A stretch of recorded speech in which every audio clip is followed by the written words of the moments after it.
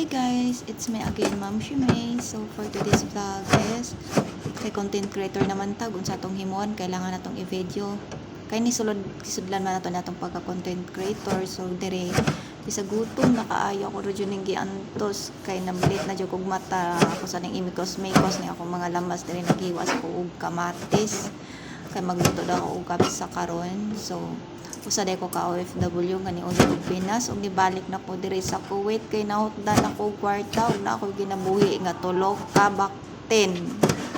Oh.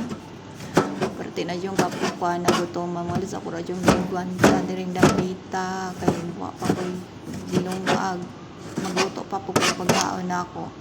So shout out diha sa mga nagbalak mag-abroad. Una-una asa ninyo sa mga daghan nga ang pag-abroad dili basta-basta. Labong nagnamoy bana nga mabilin sa Pinas, una-una adyo ninyo nga 50-50.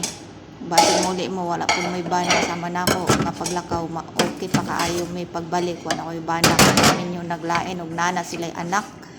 So karon na lang buhi ko para sa akong tulo ka anak. Dili na pud imikos-mikos na kaning Bombay dire perting halangan ning Bombay jud. Kung asa man mo karong dapita mga lodi unta na mo sa maayong panglawas, God amping mo kanunay. Always lang ta mag-pray kay God ug sa akong mga kapwa OFW mag-amping tantatan kay wala pa nahuman ang laban sa duha ka nasod. I hope na ma-okay na sila ug dire tayo sa video. God bless ang kanunay. I love you mo.